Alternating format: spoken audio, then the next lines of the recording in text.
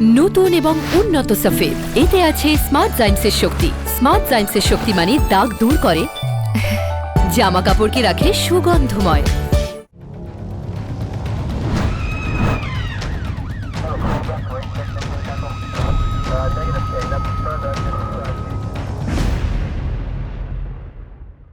আজ কেস ডায়েরিতে এমন একজন অতিথি যিনি জীবনের একটা দীর্ঘ সময় কাজ করেছেন গোয়েন্দা দপ্তরে।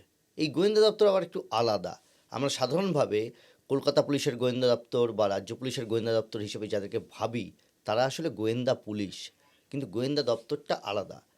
রাজ্য পুলিশের ক্ষেত্রে এটা ইন্টেলিজেন্স ব্রাঞ্চ বলা হয়, আর কলকাতা পুলিশের ক্ষেত্রে এটা স্পেশাল ব্রাঞ্চ বলা হয়। আজ আমাদের অতিথি কেস ডায়েরিতে কলকাতা পুলিশ থেকে ডিসি হিসেবে রিটায়ার করা দেবাশিস চক্রবর্তী। নমস্কার। আমার প্রথমে প্রশ্ন যেভাবে স্বাভাবিকভাবেই আমরা জানতে চাই যে আপনি কিভাবে এই পুলিশের চাকরিতে এলেন। মনে হয়েছিল যে পুলিশ হবেন নাকি অন্য কোনোভাবে বা কারোর দ্বারা প্রভাবিত হয়ে? না, কোনো প্রভাবের কোনো ব্যাপার নেই। এটা নর্মালি আমাদের পড়াশুনো চলছিল। তো কলেজে যখন সুরেন্দ্রনাথ কলেজে আমি পড়াশুনো করেছি, কলকাতার পরিচিত কলেজ। ওখানে কেমিস্ট্রি নিয়ে অনার্স করি আমি। কেমিস্ট্রি অনার্স কমপ্লিট করার পরে আমি প্রথম দিকে অন্য চাকরির কথা ভাবছিলাম, স্কুল মাস্টারি বা অন্য কিছু। তারপর দেখলাম একটা অ্যাডভার্টাইজমেন্ট আর কি, কলকাতা পুলিশে সাব ইন্সপেক্টর পদে। তো সেটাতেই অ্যাপ্লিকেশান করলাম। আমার পরিচিত আরও কয়েকজন করেছিলেন। তো অ্যাপ্লিকেশান করলাম এবং তারপরে আমাদের ফিটনেসের জন্যে পরীক্ষা হলো পিটিএসে, পুলিশ ট্রেনিং স্কুলে। তখন ওখানে একদিন এবং সেখানে আমি ফিট হয়ে গেলাম। আচ্ছা, মানে আপনি কি ভেবেছিলেন ফিট হবেন না? হাইট, ওয়েট, চেস্ট, আচ্ছা, এগুলো হ্যাঁ। তো এটা ঠিকই ছিল আমার, ওরা যে মেজারমেন্ট যেটা ছিল মেজারমেন্টে ফিট হলাম আর কি। আচ্ছা। তারপরে আমাদের রিটেন এক্সাম হলো। রিটেন এক্সাম আমার হয়েছিল কলকাতা ইউনিভার্সিটিতে। তো ওখানে রিটেন এক্সাম দিলাম। আমাদের প্রচুর লোক, ওপেন মার্কেট সিলেকশন হয়েছিল। আচ্ছা। হাজার হাজার ছেলে পরীক্ষায় অ্যাপিয়ার হয়েছিল। তো তারপরে দেখলাম যে আমার নাম লিস্টে আছে, শর্ট লিস্ট হয়েছে। এবং পরবর্তীকালে ইন্টারভিউ ডাকে আমাকে লালবাজারে। সেখানে আমাদের ইন্টারভিউ বোর্ডে অনেকেই ছিলেন, তার মধ্যে ছিলেন দীনেশ চন্দ্র বাজপেয়ী, ডিসি বাজপেয়ী তখন ডিসি সদর ছিলেন, হেডকোয়ার্টার। তো ইন্টারভিউতে নানান প্রশ্ন জিজ্ঞাসা করেছিলেন এবং তখনই আমি আমার একাডেমিক ব্যাকগ্রাউন্ড বা আমার ব্যাকগ্রাউন্ড দেখে এবং ওরা তখন স্থির করে নেন বলেই মনে হয়েছিল। আমাকে বললো যে আপনাকে যদি নেই আপনি জয়েন করবেন। তাই বললাম সেই জন্যই তো এখানে আসা। তো যথারীতি আমার সেই সময় আমরা দেখেছি প্রচুর, মানে আমার এখানে কেস ডায়েরিতে গেস্ট হিসেবে এসেছেন প্রচুর মানুষ যারা পড়াশোনায় অত্যন্ত মেধাবী, ভালো ভালো ছাত্র, তারাও পুলিশের চাকরিতে আসতেন। আপনিও এলেন। কখনো মনে হয়েছে যে না, পুলিশের চাকরিতে যে এসছেন, অন্য কোনো চাকরি এই জয়েন করার পর বা সেই সময় মনে হয়েছিল যে অন্য কোনো চাকরিও পেতে পারেন? পুলিশের চাকরিতে জয়েন করার পরে আর ফিরে দেখার সময়ই হয়নি। এতই ইনভলভমেন্ট ছিল পুলিশের চাকরিতে যে তারপরে আর কিছু। প্রথমে আমি স্পেশাল ব্রাঞ্চে ছিলাম, প্রথম জয়েন করলাম, ট্রেনিং, তারপরে প্রবেশন পিরিয়ড 1 বছর, তারপর আমি স্পেশাল ব্রাঞ্চে সবার জয়েন জন্য করি। সাধারণ ট্রেনিং। হ্যাঁ, সাধারণ ট্রেনিং না, পিটিসিতে আপনার একটা ট্রেনিং, তারপরে 1 বছরের ট্রেনিং, তারপর প্রবেশন পিরিয়ড কলকাতায় 1 বছর হয়। সেখানে সব ইউনিট কলকাতার পুলিশের যতগুলো জায়গা আছে, ইভেন কোর্টে বা কন্ট্রোল রুমে ইনভেস্টিগেটিং ক্যাডারের অফিসারদের সেখানেও যে হয়। স্পেশাল ব্রাঞ্চ তো ছিলই এরকম, এবং থানাতে 4 মাসের ট্রেনিং হয়। এই যে আপনি একটা কথা বললেন ইনভেস্টিগেটিং ক্যাডার, কলকাতা পুলিশে এই ধরনের কি 2 ধরনের ক্যাডার থাকে? ইয়েস। একটা ইনভেস্টিগেটিং, একটা নন ইনভেস্টিগেটিং। তো এটা একটুখানি বলবেন যে কি সাধারণ মানুষের জন্য, যারা দেখবেন আমাদের দর্শকদের জন্য? অ্যাকচুয়ালি ইনভেস্টিগেটিং হচ্ছে যারা সাব ইন্সপেক্টর হিসাবে যারা জয়েন করে তারা they belong to investigating cadre. এবং আপনি বলতে পারেন যে down the line constable, ASI এরাও ইনভেস্টিগেটিং ক্যাডার, তারাও অন প্রমোশন সাব ইন্সপেক্টর হয়। আর নন ইনভেস্টিগেশন বলতে কলকাতা পুলিশের আনপুলিশ বোঝায়, আনপুলিশ। এবং সেখানে সার্জেন্ট যারা আমাদের হিসেবে যারা জয়েন করেন বা তারা সকলেই ট্রাফিকে যারা থাকেন তারা এনআই ক্যাডার, নন ইনভেস্টিগেটিং ক্যাডার। এবং তারা পরবর্তীকালে যখন ইন্সপেক্টর হন, তারা ট্রাফিকের ইন্সপেক্টর হন বা আনপুলিশের বিভিন্ন ব্যাটালিয়নে তারা জয়েন করেন ইন্সপেক্টর হিসেবে, কোম্পানি কমান্ডার হন তারা। এখন তো তার পরবর্তীকালে সুযোগ দেওয়া হয়েছে সার্জেন্টদের মধ্যে অনেককেই বলা হয় যাদের ইন্টারেস্ট থাকে তারা ইনভেস্টিগেটিং ক্যাডারে Yes, জয়েন করতে এটা পারে। করা হয়েছিল।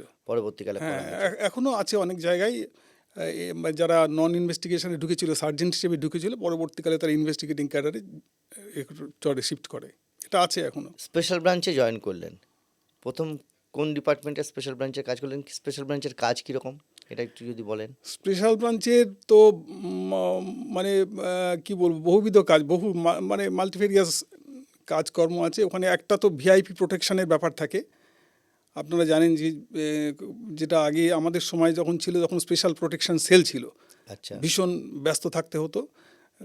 দেশের এবং আন্তর্জাতিক স্তর থেকে যেসব ভিআইপি আসতেন কলকাতা, তাদের টোটাল প্রোটেকশনটা আমাদের স্পেশাল branch প্রোটেকশন থেকেই সেল দেওয়া থেকে দেওয়া হতো। হতো, স্পেশাল ব্রাঞ্চ থেকে। আচ্ছা, এছাড়া কি কি ওখানে বিভাগ আছে? এছাড়া ওখানে সব রকম উইং আছে, পলিটিক্যাল উইং আছে। আচ্ছা, তার মধ্যে আপনার আমি পুরোনো দিনের কথা বলছি, সেই সময় ওখানে সব কিছু ছিল। কংগ্রেস সেল ছিল, কমিউনিস্ট সেল ছিল, লেবার সেল ছিল, মানে সব কিছু ছিল। স্টুডেন্টস উইং ছিল, কমিউনাল সেল ছিল। এখন পরবর্তীকালে ওটা ভাগ হয়ে হিন্দু মুসলিম সেল হয়েছে। এরকম সব রকম সেল আছে, উইং আছে, সব কিছু, মানে সব লেভেলের পুলিশের ইন্টেলিজেন্স কালেকশনের। এলডব্লিউ নেই? হ্যাঁ হ্যাঁ, লেফট উইং এক্সট্রিমিস্ট আছে। ওটা মানে আগে নকশাল নকশাল সেল ছিল, যেটা ওটা টেররিস্ট সেল ছিল। আচ্ছা, তো এই সেলগুলোর এই যে এতগুলো সেল, এই যে আপনি বলছেন কংগ্রেস সেল বা communist cell, communist cell, labour cell, সব। লেবার সেল, এই সেলগুলোর কাজ কীরকম হতো? এই সেলগুলোর কাজ হতো, এরা তো জানেন সিক্রেটলি ইন্টেলিজেন্স কালেকশন করতে হয় বিভিন্ন, যেমন ধরুন লেফট উইংয়ের কথা আপনি বললেন, তো সেক্ষেত্রে দেখা যাচ্ছে যে ওরা বিভিন্ন জায়গায় ওরা বিভিন্ন প্রোগ্রাম করতো নিজেদের, খুব বেশি তার প্রচার ছিল না। কোথাও আপনার ওই ভারত সভা হল বা এরকম হলে টলে খুব অল্প লোকজন মিলে অনেক সময় করতো। সেখানে আমাদের এই সেল থেকে তারা যারা স্পেশালি ট্রেন্ড অফিসার তারা যেত, এবং যেভাবেই হোক, কখনো রিপোর্টারের ছদ্মবেশে, কখনো অন্য কোনোভাবে, হ্যাঁ, তারা ঠিক সেখানে এন্ট্রি নিয়ে নিত এবং তাদের আলোচনার বিষয়বস্তু। মানে রিপোর্টারের ছদ্মবেশ নেওয়াটা নতুন কিছু নয়। না, নতুন কিছু আমরা নয়। প্রকাশ্যে দেখেছিলাম তার বড় ধরনের আকার। ছত্রধর মাহাতোকে রিপোর্টারের বেশে গ্রেপ্তার করা হয়েছিল, কিন্তু রিপোর্টারের এই বেশে যে বিভিন্ন সভা সমিতিতে যাওয়া, নজর রাখা, এটা দীর্ঘদিন ধরে চলে আসছে। হ্যাঁ, সবার সুবিধা তো যেতেই পারে, সেখানে সবাই ওপেন। তো এমনকি মানে ইনডোর মিটিংয়েও, ইনডোর মিটিং, হ্যাঁ, ইনডোর মিটিংয়েও পুলিশ এইভাবে রিপোর্টার বা এরকমভাবে যেতে পারে বা গিয়েছে আর কি বরাবরই। আচ্ছা, এই যে ধরুন সার্ভিসে যারা থাকছেন, জেনারেল সার্ভিসে, মানে কলকাতা পুলিশের অন্যান্য জায়গায় তাদের একটা পোশাক থাকে হোয়াইট কালার, এবং তার সঙ্গে জুতো থাকে, ক্যাপ থাকে, এগুলো তো সার্ভিস থেকে দেওয়া হয়। তো স্পেশাল ব্রাঞ্চে তাদের তো কোনো ইউনিফর্ম থাকে না। ইউনিফর্ম থাকে না, তবে একটা স্পেশাল অ্যালাউন্স থাকে আর কি স্পেশাল ব্রাঞ্চে। আচ্ছা, তো সেই ক্ষেত্রে স্পেশাল ব্রাঞ্চে খুব একটা মিনিমাম একটা নমিনাল একটা ব্যাপার থাকে আর কি। তো সেটা হয় না, বরং আরও কমফোর্টেবল নিজের আইডেন্টিটি কনসিল করার জন্যে, এটা তো একটা যেটা দরকার কাজের জন্যে, এখানে স্পেশাল ব্রাঞ্চে প্লেন ক্লথস বরাবরই আমাদের কাজের সুবিধা করে আর কি। এই স্পেশাল ব্রাঞ্চের যারা কাজ করেন কর্মী, তাদেরও কি সেখানেও কি ওই কনস্টেবল, সাব ইন্সপেক্টর বা তারা হায়ার র্যাঙ্ক এরকমভাবেই থাকে? হ্যাঁ, হায়ার র্যাঙ্কে থাকে। এখানে ওয়াচার বলা হয় সাধারণত, যারা ওয়াচ করে, কনস্টেবলরা। এই যে স্পেশাল ব্রাঞ্চের কথা আমরা হচ্ছে, কী ধরনের ইনফরমেশন কালেক্ট করা হয়? সব ইনফরমেশনে কি ইন্টেলিজেন্স?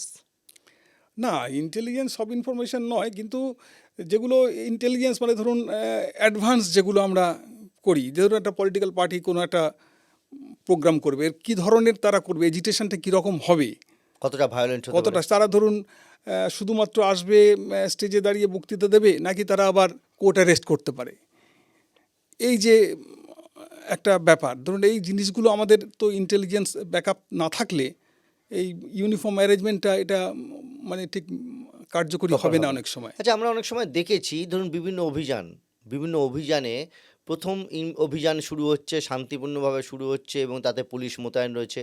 পরবর্তীকালে প্রচুর ভায়োলেন্স, প্রচুর মব অর্গানাইজড হলো, পুলিশকে মারধর করছে, পুলিশকে রাস্তায় ফেলে পেটাচ্ছে। সেটা কি আপনি কি মনে করেন যে এসবির সেখানে ব্যর্থতা, নাকি এটা তৈরি হয়ে আসে এরকমভাবে, যেটা গোপন থাকে, যেটা না, কখনো প্রকাশ্যে আসে? গোপন থাকে মানে পুলিশের তো সব রকমভাবে তৈরি থাকে, পুলিশ ইউনিফর্ম অ্যারেঞ্জমেন্ট যেটা থাকে এরকম হতে পারে, কিন্তু পুলিশ অনেক সময় কি হয়, মানে ঠিক অর্গানাইজড ওয়েতে জিনিসটা হ্যান্ডেল করতে পারে না আর কি। কীরকম? যেমন ধরুন আমি বলছি যে এই যে মারধর খেয়ে কেউ হয়তো বিচ্ছিন্ন হয়ে গেল, তাকে টেনে ধরে হয়তো অনেক সময় হেকেল করলো, হেকেল মারধর করলো, করলো। কিন্তু পুলিশের যদি তারা যদি ঠিক এক জায়গায় থাকে, প্রত্যেক অফিসার তারা যদি তাদের সঙ্গে যখন এটাকে ডিপ্লয়মেন্ট হয় তখন সব কিছু দেখেই করা Brief হয় আর করা কি, হয়। প্রত্যেকের এবং ব্রিফিং হয় প্রপার। সেখানে কোনো একটা জায়গায় গণ্ডগোল হয়ে গেলে তখন এই সমস্যা হয়, আলাদা হয়ে গেলে, বিচ্ছিন্ন হয়ে গেলে সেক্ষেত্রে সমস্যাটা বেড়ে যায়। আচ্ছা, ধরুন কোনো একজন পুলিশকর্মী মার খাচ্ছেন, ইউনিফর্ম পুলিশকর্মী মার খাচ্ছেন, তিনি পদমর্যাদায় সিনিয়র অফিসার, তার পাশে একজন স্পেশাল ব্রাঞ্চের কর্মী দাঁড়িয়ে আছেন, তিনি কি মার খাওয়াটা আটকাবেন, নাকি তিনি অবজার্ভ করবেন কারা মারছে? না না, মার খাওয়ার তো সবসময় আটকাতে হবে, সেক্ষেত্রে দাঁড়িয়ে অবজার্ভ করার কোনো অবকাশই নেই। সেটা তো তার কাজের মধ্যে দিয়েই সেগুলো সব কিছুই কভার করতে হবে। না, স্পেশাল ব্রাঞ্চের কর্মী তো তাহলে প্রকাশ্যে, তার তো আইডেন্টিটি প্রকাশ্যে চলে আসবে না, যে তিনি দেখুন পুলিশের কর্মী। একজন ইউনিফর্ম পুলিশকে কেউ ধরে মারছে আর সেখানে চার স্পেশাল পাঁচজন ধরে ব্রাঞ্চের মারছে, একজন দাঁড়িয়ে রয়েছে যার স্পেশাল ব্রাঞ্চের লোক, যার কাজ হচ্ছে অবজার্ভ করা, সে কি গিয়ে ঠেকাতে আগে না না ঝাঁপিয়ে পড়বে? ঠেকাতে যাবে, এবং যারা ইউনিফর্মের বাকি যারা আছে বা স্পেশাল ব্রাঞ্চের যদি আরও কেউ পুলিশ কখনো একা ডিউটি করে না, সঙ্গে থাকে, এবং তাদের নিয়ে তখন তাকে Rescue করার রেস্কিউ চেষ্টা করার করবে। চেষ্টা করতে হবে অবশ্যই, আচ্ছা, রেস্কিউটা হচ্ছে প্রথম কাজ। প্রথম কাজ। এই যে স্পেশাল ব্রাঞ্চের কথা আপনি বললেন, যেখানে লেফটের সেল রয়েছে, মানে বা কমিউনিস্ট সেল রয়েছে, কংগ্রেস সেল রয়েছে, এই যে সেলগুলো, এরা নেতাদের ফোনে আড়ি পাতেন? আমি এখনকার ব্যাপারটা বলতে পারবো না, না, এখনকার কারণ কথা আমি বলছি না তো, তখন আপনার তো সময়। এই সিস্টেমই ছিল না। আমি যখন স্পেশাল ব্রাঞ্চে ছিলাম তখন মোবাইল ফোনে আড়ি সেই পাতেন, সময় মোবাইল ছিল ফোন না। আসেইনি। হ্যাঁ, কিন্তু এমনি ল্যান্ডলাইন। ল্যান্ডলাইনেও সেরকম তো সিস্টেম ছিল বলে আমার তো জানা নেই। আচ্ছা, সেই নাকি সময় জানা অ্যাকচুয়ালি থাকলেও? এরকম না না না, এই সময় সফিস্টিকেটেড ডিভাইস সেরকম কিছু ছিল না। তাহলে কিভাবে এই তথ্যগুলো একজনের সঙ্গে আরেকজনের কথোপকথন, বিভিন্ন জিনিস জানা যেত? না, কথোপকথন তখন টেলিফোন কথোপকথন জানা যেত কিনা আমি ঠিক বলতে পারবো না, তবে এমনি খবরাখবর সংগ্রহ করা তো সবসময় যেত। না, কিভাবে, মানে ধরুন একজন কোনো নেতা কোনো নেতার সঙ্গে দেখা করতে যাবেন, সেটা তো স্পেশাল ব্রাঞ্চের নজর রাখতে হবে। হ্যাঁ, সে তো নজর রাখতে হবে, এবং দেখুন স্পেশাল ব্রাঞ্চের অফিসারদের সঙ্গে বিভিন্ন লেভেলে তাদের একটা যোগাযোগ থাকে, সে ব্যক্তি ব্যক্তিগত। পার্সোনাল লেভেলেও হয়, এবং মানে কি বলবো, এটাকে ঠিক ওইভাবে ব্যাখ্যা করা যাবে না না, না কিন্তু না, যোগাযোগ যে থাকে। গোপন জিনিস সবসময় কি আর ব্যাখ্যা হ্যাঁ। করা যায়? আচ্ছা, মানে রিপোর্টাররা খবর দেয় স্পেশাল ব্রাঞ্চের লোকেদের? হ্যাঁ, হ্যাঁ, দেয়, অনেক সময় দেয়। এবার ব্যক্তিগত একটা সম্পর্কের ব্যাপার আছে, অনেক খবর পাওয়া যায়। রিপোর্টারদেরকে স্পেশাল ব্রাঞ্চের লোকেরা খবর দেয়? না, রিপোর্টারকে স্পেশাল ব্রাঞ্চের লোকেরা খবর দেয় না, কিন্তু রিপোর্টারদের কাছ থেকে অনেক খবর পাওয়া যায়। আচ্ছা, এবার একটা কথা বলুন, সেটা হচ্ছে এই যে স্পেশাল ব্রাঞ্চে আপনি একটা প্রথমেই বলেছেন যে ভিভিআইপিদের মুভমেন্ট এবং তাদের সম্পর্কে জানানো Security। বা সিকিউরিটি দেওয়া, যেটা আপনি বললেন। তো এরকম কোন কোন ভিআইপি আপনি সেই সময় ফেস করেছেন, বা তাদের সিকিউরিটি অ্যারেঞ্জমেন্টে আপনি পার্টিসিপেট করেছেন? আমি তো পার্সোনাল সিকিউরিটি অফিসার হিসেবে অনেক বড় ভিআইপিদের সঙ্গেই ছিলাম। কীরকম? যেমন ধরুন আমি আমাদের প্রাক্তন প্রাইম মিনিস্টার ভিপি সিং, তখন প্রাইম মিনিস্টার হননি, কিন্তু এলাহাবাদে জিতে তখন কলকাতায় এসেছিলেন, এবং ব্রিগেড একটা মিটিংও হয়েছিল ভিপি আচ্ছা। সিংয়ের। তো সেই সময় ভিপি সিংয়ের সঙ্গে আমি প্রায় 2 দিন আমি কভার করেছিলাম, ওনার গাড়িতেই থাকতাম। কেমন কথাবার্তা, আচার হ্যাঁ, আচরণ? ও তো খুব ম্যাচিওর পলিটিশিয়ান। ম্যাচিওর্ড বলছেন? কী হিসেবে ম্যাচিওর বললেন? সিনিয়র, উনি উত্তরপ্রদেশের মুখ্যমন্ত্রী ছিলেন, আমাদের ডিফেন্স মিনিস্টার ছিলেন, তারপরে প্রাইম মিনিস্টার হয়েছেন। এছাড়া বিদেশি আর কোনো অতিথির সিকিউরিটির বা নিরাপত্তার কাজ করেছেন আপনি? হ্যাঁ, অনেক জায়গায় করেছি, আপনার ভেন্যুতে করেছি অনেক জায়গায়। কীরকম? বিদেশি যেমন ধরুন আমি তো আপনার একবার কলকাতায় লেডি ডায়না এসেছিলেন, আচ্ছা। তো সেখানে উনি ওনার যেসব দ্রষ্টব্য স্থান ছিল ভিজিট করেছিলেন, তার মধ্যে একটা ছিল কালীঘাটের নির্মল হৃদয়, হুম, মাদার টেরেজার। ঠিক। ওখানে উনি গিয়েছিলেন, এবং উনি এলেন, সত্যি দেখার মতো যে রাজপরিবারের ওই রকম একটা, মানে কি বলবো, রয়্যাল ব্যাকগ্রাউন্ড। ওখানে এসেই যখন সাধারণ একদম একজন অসুস্থ মানুষদের, ওখানে তো হোমে যারা থাকে বুঝতেই পাচ্ছেন, তারা সাধারণত কেউ হয়তো রাস্তা থেকেই পেয়ে শিফট করেছে, তাদের যেভাবে উনি আদর করলেন, ধরলেন হাতটা, সত্যি দেখার মতো। মানে আর একটা ছিল ইম্পর্টেন্ট ব্যাপার, উনি এসছিলেন যখন ইন্ডিয়াতে ল্যান্ড করেন, তখনই বোধহয় উনি একটা ট্রাই কালার পোশাক পরে এসছিলেন, আচ্ছা, ট্রাই কালারের, আচ্ছা। মাথায় হ্যাটটা হয়তো ছিল যেমন হয় গেরুয়া, এটা সাদা সাদা সবুজ। এবং সবুজ এরকম। আর কাকে, নেলসন ম্যান্ডেলা সেই সময় এসেছিলেন তো, আপনি সেই সময় ছিলেন? হ্যাঁ, আমি ছিলাম ইডেন গার্ডেনে, নেলসন ম্যান্ডেলা এসেছিলেন আচ্ছা। এবং ওখানে আমাদের এখানকার রাজনৈতিক নেতৃত্ব আপনার চিফ মিনিস্টার জ্যোতি বসু ছিলেন। এক্ষেত্রে নেলসন ম্যান্ডেলার নিরাপত্তা ব্যবস্থা কেমন ছিল? তো উনি ইডেনে পুরো ইডেন ভর্তি ছিল আর কি, সেখানে উনি তো এলেন এবং বক্তৃতা দিলেন, মুখ্যমন্ত্রীও বক্তৃতা দিয়েছিলেন। পুরো সেটা একটা বিশাল ব্যাপার। ওনার জেল মুক্তির পরেই উনি কলকাতায় আসেন। আপনি বললেন স্পেশাল ব্রাঞ্চের একটা হচ্ছে সিকিউরিটি উইং যারা নিরাপত্তা ব্যবস্থা করে, আর একটা হচ্ছে ওয়াচ যারা নজরদারি করে। দুপক্ষই কি নজরদারি বা টোটাল বা ইনফরমেশন কালেকশন ইন্টেলিজেন্স ইনফরমেশন, সব রকম এই দুটো পলিটিক্যাল। পক্ষই কি তারা উইথ ওয়েপন থাকে, মানে তারা ক্যারি করে? ভিআইপি সিকিউরিটিতে তো ওয়েপন ক্যারি করতে হবে, সেটা তো মাস্ট, আচ্ছা। সেটা তো আছেই। আর নজরদারিতে যারা থাকে? যে পার্সোনাল সিকিউরিটি থাকবে তাদের করতে হবে। ভেন্যুতে সবসময় যে আর্মস ক্যারি করতে হয় তা নয়। আর এছাড়াও আপনি বলছিলেন থানা লেভেলে বিভিন্ন লোকজন থাকে, তাদের কাউকে আর্মস ক্যারি করতে হয় না? না, আর্মস ক্যারি করতে হয় না, তবে স্পেশাল ব্রাঞ্চে আর্মসের প্রভিশন আছে, প্রয়োজন হলে দেওয়া হয় যখন সেরকম ইনস্ট্রাকশন থাকে। সব কিছুই দেখুন ইনস্ট্রাকশন অনুযায়ী হয়। নতুন এবং উন্নত সফেদ, এতে আছে স্মার্ট জাইমসের শক্তি। স্মার্ট জাইমসের শক্তি মানে দাগ দূর করে, জামা কাপড়কে রাখে সুগন্ধময়। স্পেশাল ব্রাঞ্চের কাজ শেষ, তারপর কি করলেন? তারপর কোথায় জয়েন করলেন? তারপরে আমি জয়েন করলাম আপনার কলকাতা পুলিশের সাউথ ডিভিশনে। সেই সময় সাউথ ডিভিশন তো অনেকটা বড়। হ্যাঁ, বিশাল বড় সাউথ ডিভিশন। পরে তো ভাগ হয়েছে। 14টা থানা তখন। কোন জায়গায় জয়েন করলেন? আমি জয়েন করলাম বালিগঞ্জ থানা। খুব আচ্ছা। পিসফুল থানা, ভালো লোকেদের বসবাস ওখানেই আমি কাজ করলাম। বালিগঞ্জ প্রথমে শুরু করলাম বালিগঞ্জ, তারপরে কড়েয়াতে ছিলাম অনেকদিন, 5 বছর। বাহ, দুটো মিলিয়ে তার মানে একটা পিসফুল আর একটা। হ্যাঁ, কড়েয়াটা কিছুটা ডিস্টার্ব ছিল, কারণ পার্ক সার্কাস, তিলজলা এইগুলো কড়েয়ার পার্ট ছিল। সেখানে একটু আপনার ডিস্টারবেন্স অনেক সময় মাঝে মাঝে হয়েছে। এই আপনি যে এলাকা বালিগঞ্জ বা কড়েয়া। কড়েয়ার যেটা কথা বলছেন, সেই সময় এমন কোনো ঘটনা ঘটেছে যেটা, যে কোনো ক্রাইম যেটা আপনার খুব অন্য রকম মনে হয়েছে, বা যেটা ইনভেস্টিগেশন আপনি করেছেন বা আইও ছিলেন? এক্সটর্শনাল অ্যাক্টিভিটিস তো ছিল। একটা কেস আমি বলতে পারি, যেটা আমি আইও ছিলাম। সেটা হচ্ছে যে তিলজলা শিবতলা লেনে একজন একটা সাউয়ের দোকান ছিল, মুদির দোকান, আপনারা জানেন বিভিন্ন জায়গায় ভেতরে ভেতরে ওরা দোকান টোকান থাকে ওদের। তো ওখানে একজন মহিলা দোকান চালাচ্ছিলেন, মুন্নি দেবী। তো পাড়ারই একজন ওই রকম রাউডি এলিমেন্ট, সে যায় টাকা চায় এবং সে দিতে অস্বীকার করলে তাকে গুলি করে দেয়।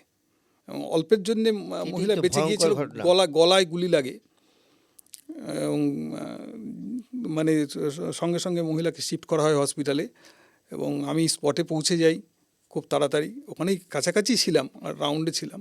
স্পটে পৌঁছে যাই, দেখি যে প্রচুর ভিড় এবং ছেলেটির হাতে রিভলভার নিয়েই ওকে সবাই ধরে, লোকাল লোকজন ধরে রেখেছিল। ফেলেছে? হ্যাঁ, এবং আমি ওইভাবেই মানে রিভলভার নাকি যেটা- দেশি হ্যাঁ, পিস্তল? দেশি আচ্ছা, ওই পিস্তল, সিঙ্গেল শট পিস্তল, ওয়ান শটার। হ্যাঁ, তার সিঙ্গেল রিভলভার শট অনেক পিস্তল বলে। মারাত্মক ব্যাপার। হ্যাঁ, রিভলভার 6 চেম্বারও দেশি আছে। আচ্ছা।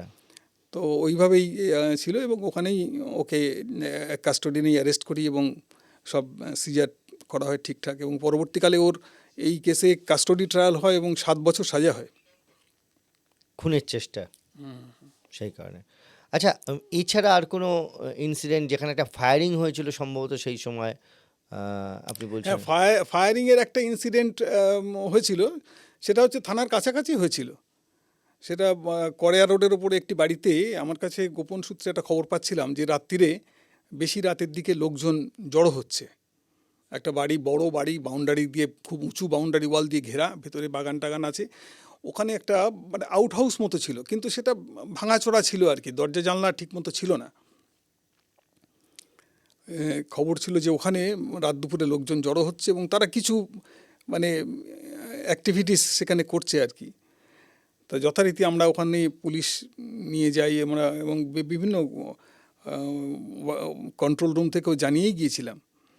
এবং সেখানে যাওয়ার পরে আমরা যখন ওই আউট হাউসের কাছে যাই এবং ভেতরে ঢোকার চেষ্টা করি, তখনই হুড়মুড় করে তারা বেরিয়ে পড়ে এবং সব পাঁচিলের ওপর উঠে পড়ে এবং পুলিশের দিকে বোম চার্জ করতে থাকে। বেশ অনেকগুলো বোম তারা মারে এবং সবাই পুলিশের লোকেরা যে যার মতো গার্ড নিয়ে সেখানে পুলিশের লোকেদের কাছেও তারাও ফায়ার করে। তাতে কি কারোর মৃত্যু বা মৃত্যু হয়নি, কিন্তু একজনের গুলি লেগেছিল, 3টে গুলি লেগেছিল তার আচ্ছা, মাথায়। তারপরে মারা যায়নি? না না, এই চামড়ার নিচে ঢুকেছিল আচ্ছা, এবং এই 2 সাইডে আর কি, অ্যাবডোমেনের সাইডে। ক্রিমিনাল? হ্যাঁ, ক্রিমিনাল। আচ্ছা, তো এবং সে আলটিমেটলি ও এতে পৌঁছয় আর কি, হসপিটালে চলে যায়। হসপিটালে চলে যায় মানে ও ও পালিয়ে পালিয়ে গিয়ে hospital- হসপিটালে, চিত্তরঞ্জন হসপিটালে পৌঁছে যায় আচ্ছা, এবং সেখানে ওকে আমরা অ্যারেস্ট করি আর কি, হ্যাঁ, পরে তো পুলিশ গার্ড পোস্টিং করে দেয় এবং অনেক দিন ছিল পরবর্তীকালে। তো এবং আরেকজনকে স্পটেও ধরা হয়েছিল, একজন তার নাম পাপ্পু। আচ্ছা, সে এরকম দিনের বেলায় খিদিরপুর এলাকায় সিকিউরিটি গার্ডের কাজ টাজ করতো, আচ্ছা, আর রাত্রির বেলায় এইসব ডাকাতির জন্য চেষ্টা করতো। ওখানে প্রচুর বোম পাওয়া গিয়েছিল এবং বোম প্রিপারেশনের জন্য বোমের মশলা টশলা নিয়ে ওরা ওখানে বোম বানাতো অ্যাকচুয়ালি, ও ওই আউট হাউসটায়? ওই আউট হাউসটায়। আচ্ছা, তো এবং আমরা এই কেসেও আমরা এদের কাস্টডি ট্রায়াল করেছিলাম এবং সাজা হয়েছে। একজন ওই বাড়ির যে একজন মালিক, একজন 88 বছর বয়স্ক একজন রিটায়ার্ড ইঞ্জিনিয়ার, আচ্ছা, তিনি এই কেসে সাক্ষী দিয়েছিলেন। মানে তার আউট হাউসে যেরকম হচ্ছে তিনি হ্যাঁ সাক্ষী হ্যাঁ, দিয়েছেন? উনি সাক্ষী দিয়েছেন। উনি তিনি বোমের বাধা- আওয়াজে ঘুম ভেঙে যায়। আচ্ছা, এবং তিনি বাধা দেওয়ার জায়গা ছিলেন না যেহেতু না, বয়স্ক মানুষ। সম্ভবই না, তার বাড়ি, উনি তো বাড়িতে ছিলেন, ঠিকই ঠিকই। কিন্তু উনি প্রত্যক্ষ করেছেন এবং আর কি ওই বোমের আওয়াজেই ওনার ঘুমও ভেঙে গিয়েছিল সেই সময়। কেস ডায়েরির এই পর্বে আপনারা যা জানতে পারলেন, পরের পর্বে আরও অনেক বিস্তারিত, আরও অনেক কথা জানতে পারবেন।